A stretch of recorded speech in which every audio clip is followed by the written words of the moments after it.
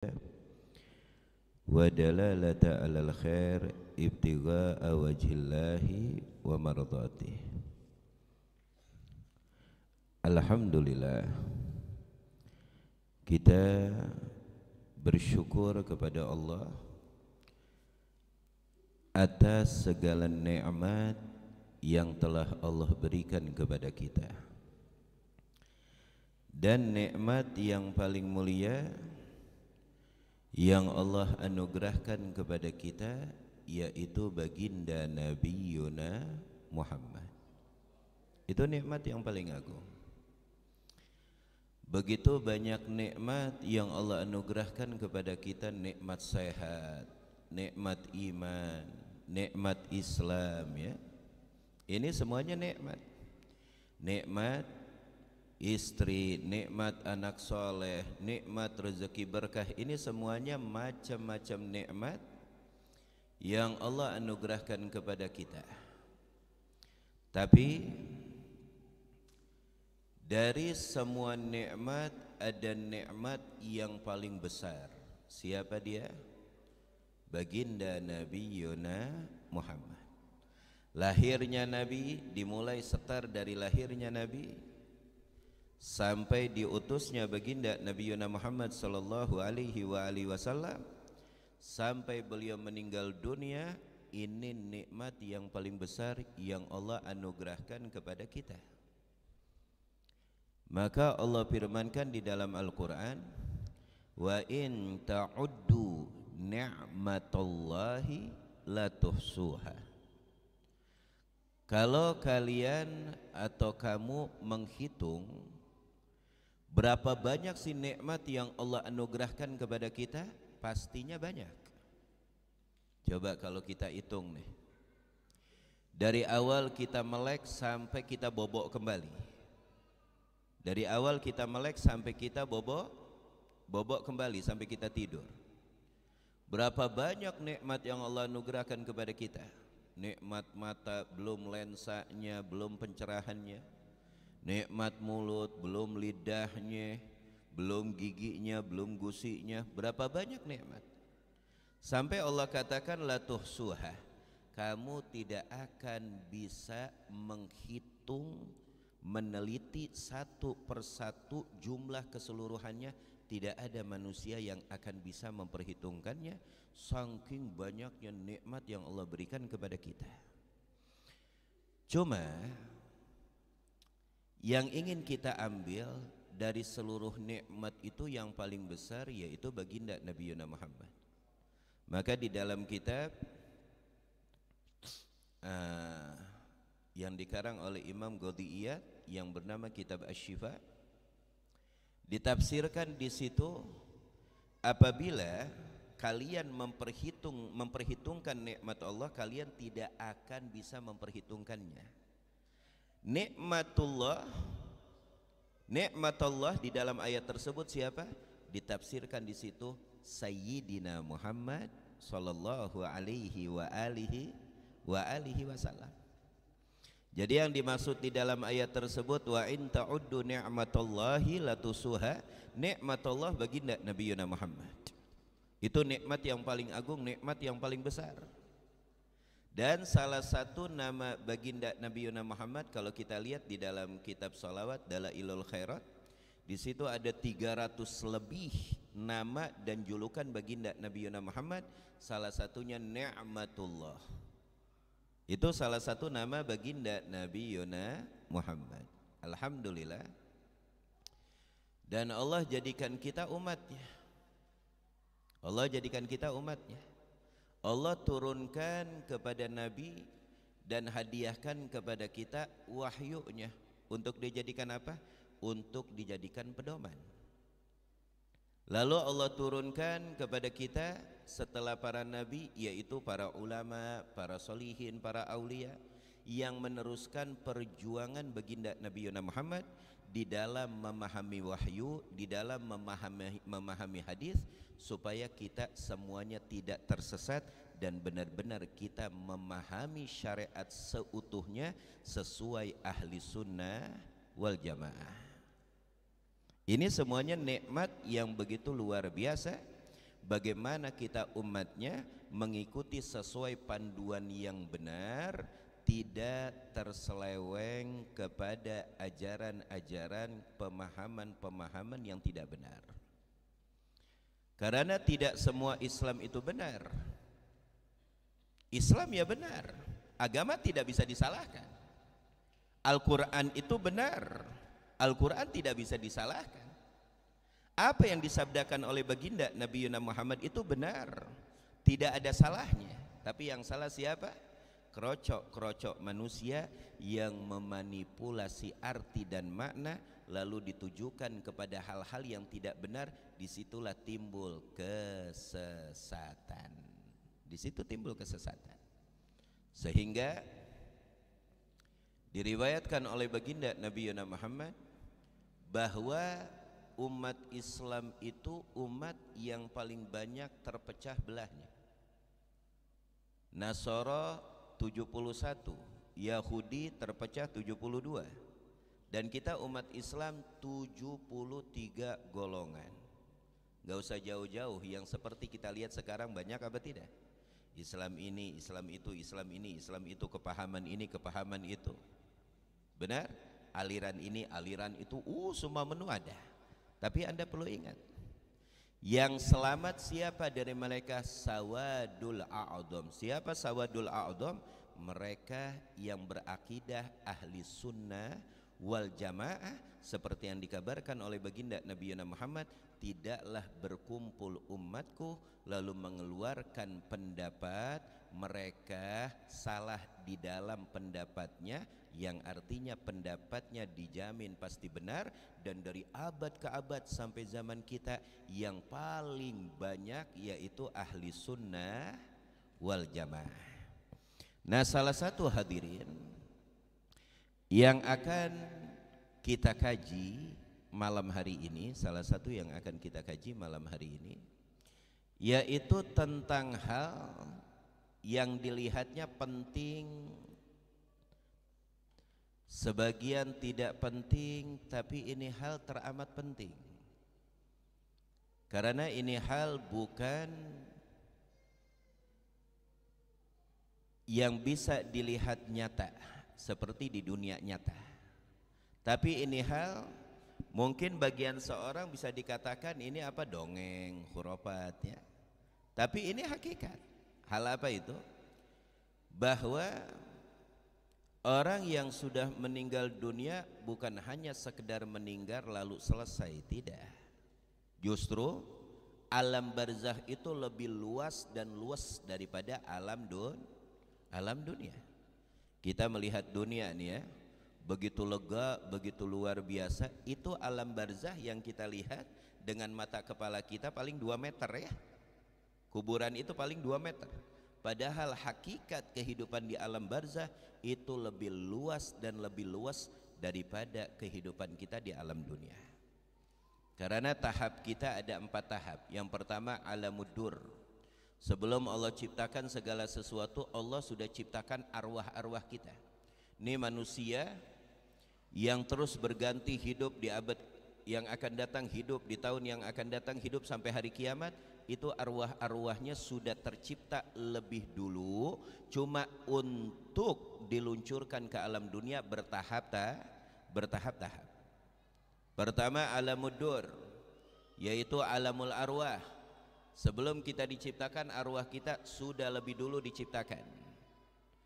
Lalu tahap yang kedua alamud dunia, yang sekarang kita berada nih, kita berada di tahap yang kedua. Lalu tahap yang ketiga alamul barzakh, tar kita masuk liang kubur. Itu akan menjadi peristirahatan kita. Lalu tahap yang keempat yaitu alamul akhirah, entar kelak di padang mahsyar. Di situ ada soal, di situ ada mizan, di situ ada sirat, dan di situ ada ketentuan 2 lapak, surgakah atau nerakakah. Nah, kita sekarang berada di alam dunia. Nah, setelah kita meninggal dunia atau kita melihat orang-orang saudara-saudara kita yang meninggal dunia yang sudah berpindah dari alam dunia ke alam barzakh, Apakah mereka amwat yang sudah meninggal itu sudah selesai ceritanya atau tidak? Apakah mereka bisa mendengar orang-orang yang hidup dari keluarganya atau tidak? Apakah mereka bisa merasakan apa yang kita hadiahkan dari bacaan Al-Quran, sedekah yang kita niatkan? Mereka merasakan keberkahannya apa tidak? Nah, ini yang menjadi kajian kita malam hari ini, yang mudah-mudahan membawa manfaat untuk kita, supaya kita tahu bahwa hak orang meninggal itu begitu mulia. Seperti yang diriwayatkan oleh baginda Nabi Muhammad, bahwa orang kalau sudah meninggal dunia itu ruhnya berada di atas mayatnya. Nih orang nih udah meninggal dunia, itu ruhnya berada di atas mayatnya. Makanya kan orang-orang tua kita dulu, kalau ada orang yang meninggal jangan berisik, jangan nonton TV dulu, baca-bacaan yang banyak. Kenapa? Karena arwahnya dengan jeli memandang jasadnya dan orang yang ada di sekitarnya. Dan apabila digotong mayat tersebut dengan keranda, in kana min ahlil khair, kalau emang mayat tersebut tergolong dari golongan orang baik, maka mayat tersebut berkata, asri'uni, asri'uni, asri'u, buru-buru, kata mayat tersebut, cepetin, aku ingin masuk liang kubur, aku sudah rindu ingin berjumpa dengan Allah. Mayat tersebut berkata, tapi kita tidak mendengar. Tapi apa yang kita katakan mayat tersebut mendengar, benar apa tidak? Mayat tersebut mendengar. Maka kita diajarkan oleh baginda Nabi Muhammad, kalau kita melewati kuburan apa yang disunahkan? Untuk mengucapkan salam kepada ahlil kubur dan memakai kaful khitab. Guna kaful khitab tersebut Anda mengucapkan salam kepada orang yang ada di hadapan Anda. Kalau emang gaib itu pakai dhamir, itu baru gaib yang tiada. Tapi Nabi mengucapkan salam kepada ahlil kubur dengan kaful khitab, seakan-akan mereka ada dan di hadapan kita.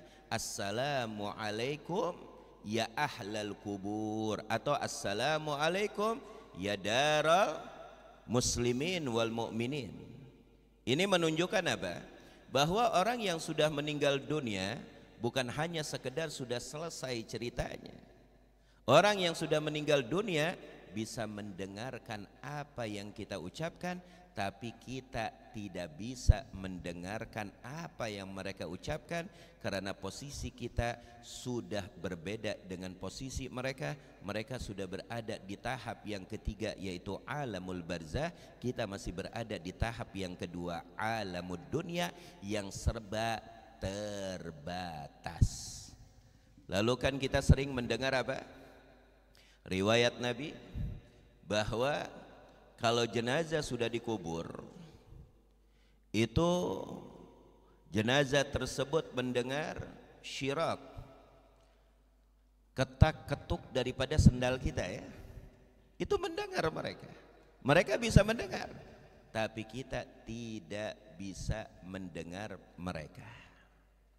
Nah, kalau mayat tersebut min ahli syarr, dari golongan orang yang tidak baik, itu mayat di atas kerandanya berkata, aina tadhabubi, kau mau bawa pergi aku kemana? Aina ta'khudubi, kau mau bawa aku kemana? Itu kalau mayatnya bukan dari kalangan orang baik, yang artinya bahwa mereka yang sudah meninggal dunia bukan selesai ceritanya. Mereka yang sudah meninggal dunia bukan hal yang sudah tamat ceritanya. Akan tetapi para orang-orang tua kita, para guru-guru kita yang begitu luar biasa, mu'milin bisunnah, mereka yang mengamalkan sunnah baginda Nabi Muhammad. Lalu mereka mengadakan tradisi yang namanya tahlilan ya. Ada tahlilan 3 hari, ada yang 7 hari, sampai ketemu 40 hari, sampai ketemu 100 hari, sampai ketemu 1000 hari, lalu dilakukan hauliyah setahun sekali. Ini mereka mengamalkan apa? Mereka mengamalkan memahami bahwa mereka yang sudah meninggal dunia bukan tamat dan selesai lalu kita tidak perhatikan, bukan seperti itu. Tapi mereka mendengar, mereka merasakan kebaikan yang kita kirim kepada mereka. Sehingga para ulama-ulama kita, para guru-guru kita membentuk sesuatu yang baik yang bisa bermanfaat untuk mereka yang sudah meninggal dunia. Karena konsepnya orang yang sudah meninggal dunia sudah finish, tidak bisa lagi beramal. Siapa mereka yang masih bisa beramal, masih bisa bertobat? Mereka orang-orang yang masih hidup. Ad-dunya darul amal wal akhiratu darul jaza. Dunia itu tempat kita beramal, akhirat tempat pembalasan. Sudah tidak ada lagi kita kesempatan untuk bertaubat, untuk menambah amal kalau kita sudah meninggal dunia. Nah, kita lihat di sini di dalam kitab Ajwibatul Ghaliyah bi Aqidatil Firqatin Najiyah. Ini kitab jawaban-jawaban yang begitu manfaat, yang begitu mahal di dalam akidah kelompok najiyah yang selamat, yaitu akidah ahli sunnah wal jamaah, yang ditulis oleh Al-Habib Zain bin Smith, ulama di kota Madinah dan guru daripada para guru zaman sekarang. Beliau katakan di sini, halil amwatu yash'uruna wa yasma'una ma yuf'alu wa yuqalu indahum. Ini ada pertanyaan, apakah mereka amwat yang sudah meninggal dunia ini yash'urun wa yasma'un, mereka merasakan manfaat yang kita kirim dan mereka mendengarkan apa yang kita ucapkan? Maka beliau jawab na'am. Ini yang pertama, iya. Bahwa orang yang sudah meninggal dunia bukan selesai, tapi mereka merasakan apa yang kita kirim, apa yang kita hadiahkan, dan mereka mendengarkan apa yang kita ucapkan. Dan jangan sampai enteh mendengar apa yang mereka ucapkan dijamin kabur terbirit-birit. Benar nggak? Pernah nggak antum dengar mayit ngomong? Hah? Kalau dengar gimana? Hah? Balik. Bahwa mereka mendengar dan mereka merasakan. Naam, kata beliau tuh. Wa min ajli dzalika syara'an nabiyyu ziyaratal amwat. Karena sebab itu, dengerin baik-baik. Wa min dzalika syara'an nabiyyu ziyaratal kuburi. Karena itu, artinya itu apa? Bahwa amwat bukan hanya selesai sudah orang meninggal, udah bukan selesai tamat begitu aja. Ternyata mereka merasakan manfaat apa yang kita kirim, apa yang kita hadiahkan, dan mereka mendengarkan apa yang kita ucapkan. Dengan hal seperti itu, karena Nabi kan memahami lahir dan batin. Nabi sahibus syariah, memahami apa yang tidak kita pahami, memahami di luar nalar kita, di luar keadaan alam semesta. Itu Nabi memahami itu. Karena Nabi mengetahui bahwa amwat itu bermanfaat apa yang kita hadiahkan dan mendengarkan apa yang kita ucapkan. Salah satunya syara'an Nabi, Nabi mensyariatkan kepada kita ziyaratal kuburi, untuk berziarah ke ahlil kubur, terutama kerabat Anda, orang tua Anda, kerabat Anda, dan orang-orang soleh, para aulia, itu lebih utama.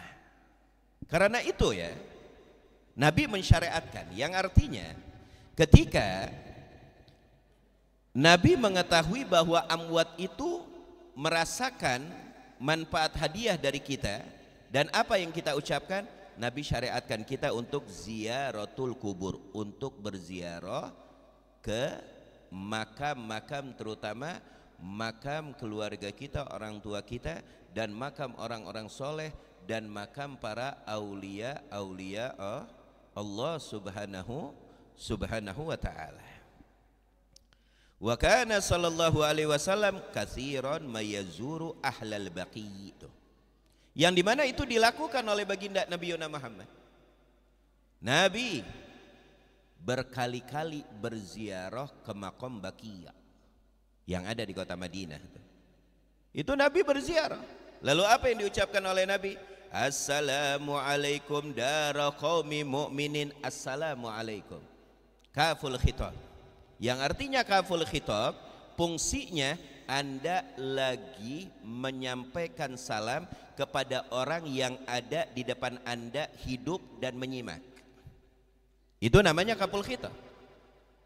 Ketika Nabi menyampaikan assalamualaikum, berarti artinya apa? Bahwa mereka hadir. Mereka mendengar salam kita. Mereka menjawab salam kita. Cuma bedanya mereka mendengar, kita kagak dengar. Cuma kan di sini banyak riwayat-riwayat yang diselewengkan ya, sehingga mereka berkata ziarah kubur beda. Emang benar, di awal Islam ziarah kubur itu mamnu'un, dilarang. Di awal-awal Islam itu ziarah kubur dilarang. Nabi melarang para sahabat-sahabatnya ziarah kubur, sehingga diambil oleh mereka, oh bahwa ziarah kubur itu bid'ah. Lihat dulu ilahnya, sebabnya. Kenapa Nabi melarang para sahabat di awal-awal Nabi dakwah mendapatkan wahyu, dan para sahabat baru-baru masuk ke dalam agama Islam? Apa ilahnya? Ilahnya supaya mereka tidak kembali lagi seperti kebiasaan mereka tatkala mereka di jahiliyah. Apa mereka lakukan di zaman jahiliyah? Mereka menjadikan patung Tuhannya, kuburan sesembahannya, hal-hal bentuk bebatuan itu dijadikan Tuhan oleh mereka. Tapi setelah iman para sahabat sudah mulai menguat, iman para sahabat sudah mulai luar biasa, fazuruha, kata Nabi. Karena sesungguhnya ziarah kubur mengingatkan kita tentang akhirat. Gini dah, kita kalau jalan nih kalau kita jalan nih, ngelihat mall, wow, benar nggak? Kita langsung wow, benar nggak? Pengen amat kita ke dalam happy, benar nggak? Hah? Kadang motor mobil kita lambatin sambil melihat, asyik. Kita kalau ngelihat taman ya, yang begitu indah ya, kita menikmati luar biasa. Coba ente lewat kuburan, ente pelan-pelan apa laju tuh motor sama mobil, jalan juga kadang lari. Benar apa tidak? Dan suasananya berbeda. Kenapa? Kalau emang kematian dan kuburan sudah tidak mengingatkan kita, camkan, sudah tidak ada lagi yang akan bisa merubah diri kita. Gak bakal ada lagi. Kafa bil mauti wa idho, kata Nabi, cukup kata Nabi. Derajat terakhir untuk mengingatkan kita yaitu kematian, salah satunya kuburan. Kalau kita ngelihat keranda tidak teringatkan, ngelihat kuburan tidak teringatkan, mendengar orang meninggal dunia tidak tergugah, sudah selesai. Ini menunjukkan jiwanya summum bukmun umyun fahum la yarji'un, mendengar tapi tuli alias budak, ngomong ngoceh tapi bisu, melihat dengan danta tapi buta, Allah cap gomeh, fahum la yarji'un, sulit untuk kembali, yang artinya hatinya gelap. Na'udzubillah summa na'udzubillah. Nah itu di awal-awal Islam dilarang. Kuntu nahaitukum an ziyaratil kuburi fazuruha.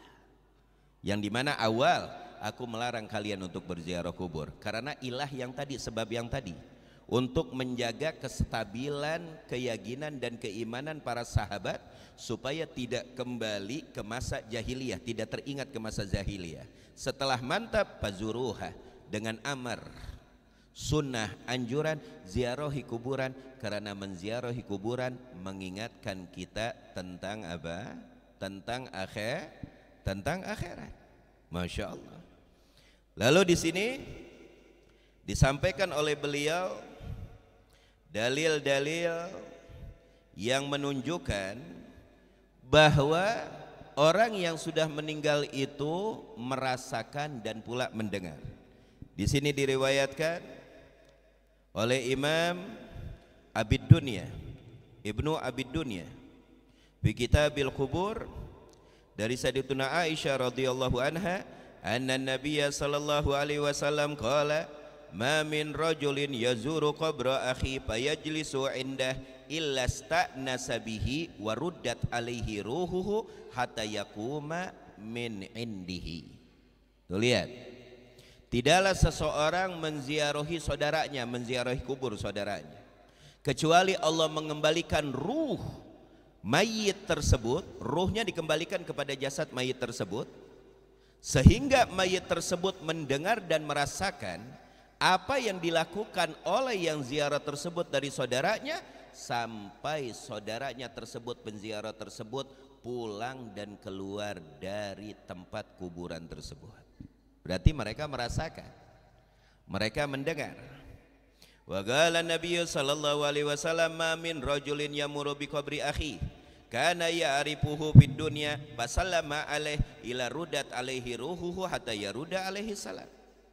Tidaklah seseorang melewati kuburan yang dimana Anda mengenalnya lalu Anda mengucapkan salam, kecuali Allah kembalikan ruhnya untuk menjawab salam kita. Luar biasa.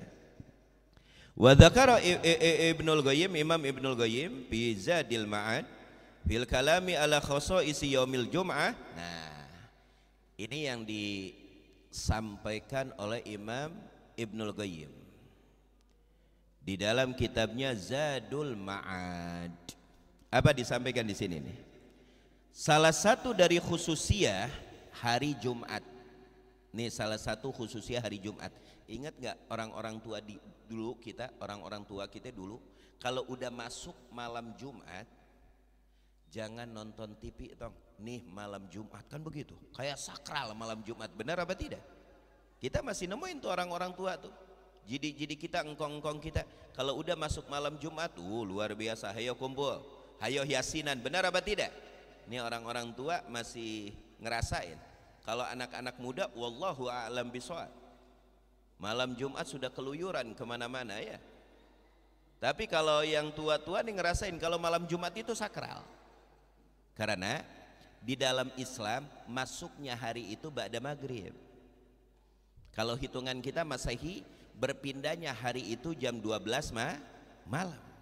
Berarti ba'da maghrib hari Kamis itu sudah masuk hari Jumat, atau dikatakan malam Jumat. Kan malam Jumat, malamnya hari Jumat. Nah ini khususnya hari Jumat nih. Annal mauta tadnu arwahuhum fi kuburihim wa tuwafiya fi yaumil jum'ati fayarifuna zuwarahum wa man yamurru bihim wa yusallimu alaihim wa yalqahum bidzalikal yaum aktsar min ma'rifatihim bihim bi ghairi minal ayyam. Dan kita ingat ya, dan itu sudah menjadi tradisi kalau ziarah kubur itu hari Jumat. Biasanya Jumat pagi. Apa kalau orang-orang sini kalau ziarah kubur apa? Mekar. Nyekar ya. Nyekar itu apa? Oh bukan sawer kembang, bukan. Nah kita kan sudah biasa ya, mungkin sudah menjadi tradisi dari berbagai tempat ya, yaitu ziarah atau nyekar tuh. Entah itu Jumat pagi atau habis sholat Jumat. Nah ini mungkin dulu kita nggak tahu dalilnya apa. Dulu kita nggak tahu dalilnya apa. Dalilnya cuma satu, itu kita dianjurin, diperintahin atau diajak oleh orang tua kita, engkong-engkong kita tuh dulu. Hari Jumat, malam Jumat yasinan, ayo tahlilan. Hari Jumat ziarah kubur. Ternyata kata Imam Ibnul Qayyim bahwa arwah orang yang sudah meninggal dunia lebih getap, lebih lama duduk di tempat kuburannya. Lebih lama, lebih getap duduk di tempat kuburannya daripada di hari-hari lain. Itu khususnya di hari Jumat. Lihat, annal mauta tadnu arwahuhum fi kuburihim. Sesungguhnya orang yang sudah meninggal dunia tadnu, lebih dekat dan lebih lama ngetem di kuburan masing-masing mereka. Wahum wa tuwafiha biyaumil jum'ah fayarifuna zuwarahum wa man yamurru bihim wa yusallimu alaihim wa yalqahum bidzalikal yaum. Dan mereka di hari Jumat itu lebih getap ingat siapa yang datang, namanya siapa, anak siapa, itu lebih lebih ingat bagi mereka yang berziarah kepada mereka yang sudah meninggal dunia, khususnya di hari Jumat. Itu mayit oh anak saya nih si Komeng ziarah, oh anak saya nih si Ujang ziarah, luar biasa. Emang ente kira birrul walidain selesai dengan meninggal orang tua anda? Lah, orang tua anda sudah meninggal dunia, birrul walidain anda apa? Ziarahi kuburannya, bacakan Yasin di atas kuburannya. Jangan cuma beli kembang 7 rupa 5.000, 7.000 perak, sawer terus balik. Ziarah apaan ente? Itu namanya ente jalan-jalan di area kuburan. Ini kan banyak orang sekarang kubur pakai apa? Hitam-hitam, pakai kacamata ya, pakai mobil. Beli dulu tuh, berapa itu? Kembang 7 rupa berapa sekarang harganya? Hah? 10.000, 10.000. Tuh beli 10.000. Datang ke kuburan ya, datang ke kuburan disawer doang. Cuma maaf, bukan saya mau ngatain apa-apa, maaf. Sampai ada ustadz disewa di situ. Bagus, alhamdulillah. Yang penting masih dibacain doa, bagus. Cuma diri anda kurang gagah. Masa ziarah kubur orang tua anda mengambil jasa siapa? Yang baca Yasin, apa itu namanya tuh? Amil baca Yasin, amil baca tahlil. La haula wala quwata illa billahil aliyil azim. Kalau bisa anda yang doa, kalau bisa anda yang baca Yasin, kalau bisa anda yang tahlil, orang tua anda pasti bahagia dan orang tua anda pasti mengenal siapa anda. Oh, itu anak gue yang ziarah, luar biasa. Masya Allah, tabarakallah ya. Nah itu yang dikatakan oleh Imam Ibnul Qayyim. Dan juga di sini dikatakan wa dzakara Ibnul Qayyim aidan an Sufyan ats-Tsauri. Disebutkan oleh Imam Ibnul Qayyim di dalam kitabnya yang dikatakan oleh Imam Sufyan ats-Tsauri minat tabi'in. Qala Sayyidina Sufyan ats-Tsauri berkata, balaghani anid dhahhak. Telah sampai kepada aku perkataan Imam Dhahhak, annahu sesungguhnya Imam Dhahhak qala berkata, man zara qabran yaumas sabti qabla tulu'i syamsi alimal mayyitu bi ziyaratihi. Nah ini ada tambahan. Kata Imam Dhahhak, barang siapa yang menziarahi mayit kuburan di hari Sabtu qabla tulu'i syamsi, sebelum terbitnya matahari, berarti ba'da subuh. Terbit matahari jam berapa? Jam 6 ya, kurang lebih jam 6 tuh ya, seperti ba'da subuh lah, sebelum terbitnya matahari. Alimal mayyitu bi ziyaratihi, itu mayit yang kita ziarahi mengetahui dengan danta siapa anda dan apa nama, siapa nama anda dan nama orang tua anda. Luar biasa. Bagila lahu, lalu seseorang bertanya kepada Imam Dhahhak, kaifa dzalik, kenapa itu bisa terjadi wahai Imam? Qala limakani yaumil jum'ah, itu bisa terjadi hari Sabtu, limakani yaumil jum'ah, karena waktu Jumat, yang artinya asar bekas Jumat tersebut masih berasar di hari Sabtu, bekasnya masih ada gitu. Paham nggak? Kalau kita mah ini wanginya masih ada begitu, walaupun orang-orangnya nggak ada, tapi wanginya masih ada. Nah itu dengan berkah hari Jumat yang berdempetan dengan hari Sabtu. Tapi yang sudah menjadi apa? Yang sudah menjadi tradisi di mayoritas negeri kita ya, di kota-kota, di kampung-kampung, itu kita berziarah kalau enggak Jumat pagi atau ba'da sholatil Jum'ah, setelah kita melaksanakan sholat Jumat. Dan juga sering saya sampaikan tentang cerita yang disampaikan oleh para guru-guru kita, sering kita dengar tentang manfaat apa yang kita baca untuk mayit itu bermanfaat. Tentang cerita orang soleh yang melewati salah satu kuburan umum ya. Lalu orang soleh tersebut melantunkan sholawat 3 kali dan diniatkan hadiahnya untuk ahli kubur. Lalu pergi orang soleh tersebut. Di malam hari itu ada orang soleh di kampung tersebut bermimpi, memimpikan ahli kuburan umum tersebut semuanya bahagia, aman dari azab. Lalu ditanya, kenapa kalian tafrahun, kenapa kalian sangat berbahagia? Apa yang dikatakan oleh dia?